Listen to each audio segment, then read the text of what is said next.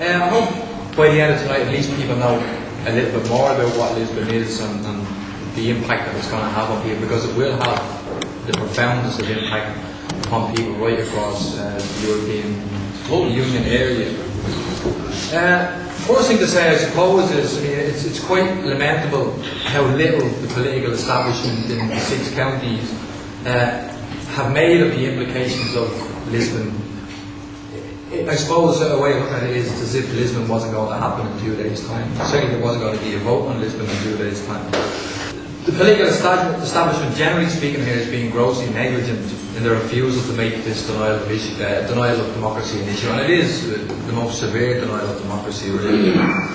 We've certainly, in our campaign literature and at every hands turn, made the point that the people of the 6 counties, the 1.8 million people, are being denied their right to a democratic say, and I'll explain that a little bit later on. The fact that the border still exists and people living maybe 100 yards apart from one another can be afforded the right or denied the right based upon the fact of the existence of the border. As one point, and certainly Lisbon is far more than just about the border and Ireland. It's of the profoundest consequences for people right across a range of issues and so on. Well, what is the Lisbon Treaty? What's it all about? And what does it have to say about the future of the European Union? And very importantly, what does it have to say about working people and the impact on their lives? How will the European Union post the Lisbon Treaty impact upon them?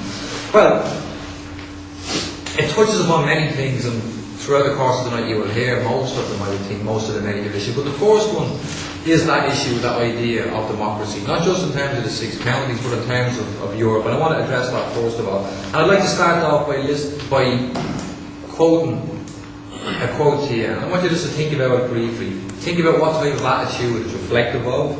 And having heard it, if you did have a vote, would you even need to listen to anything else about Lisbon to have enough information to convince you to vote no?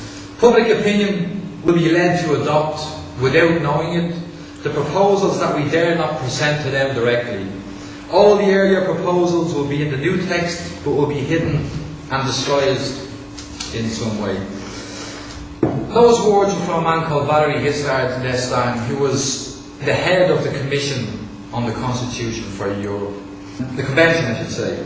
These words epitomise perfectly the arrogance which what we term a Euroclass of bureaucrats and politicians. This arrogance with which they approach, obfuscate and finally dismiss the whole principle of democracy, such as it applies to the European Union construct and its workings. And it's very important to understand this wasn't a gaffe, or this wasn't some quote that shouldn't have been quoted and off the record. So Valéry Giscard d'Estaing is getting on in years, but it wasn't reflective of that either. I mean, the people at the centre of the European Union project have been very open about the fact that this is a denial of democracy.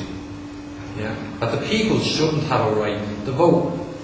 The people should be hoodwinked into a future post-Lisbon. Again, we'll go into the details later, but the whole idea of this denial of democracy is crucially important. If you don't believe me, a few more quotes from some of the central Eurocrats, if you want to call them that. This is from Giuliano D'Amato, who was the Vice President of the Convention on Europe.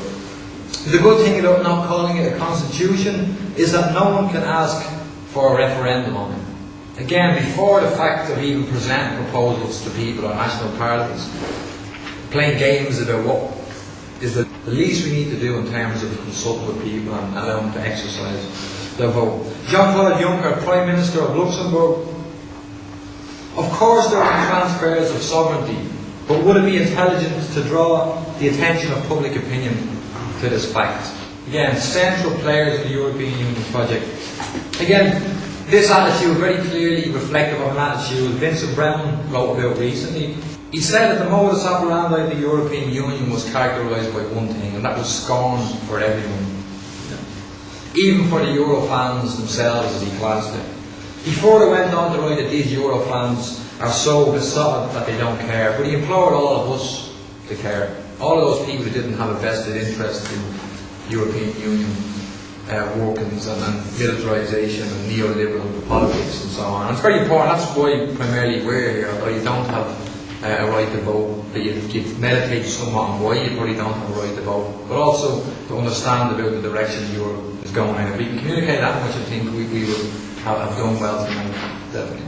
In early June, 3 days away from now, the people of 26 counties will pass judgment on the so-called Reform Treaty. Again, the fact that 1.8 million people on this island are denied the right to vote, and very importantly, this is a treaty that will reflect upon and impact upon all of the peoples of Europe. 500 million people almost make up the population of the European Union now. All of those people are denied a right to vote based upon the political machinations of people who decide not to call it a constitution, decide not to put it back to the French and Dutch people who have already roundly rejected the exact same proposals. It is the same document. 2005, it was put to the French people, it was put to the Dutch people, and they rejected it out of hand.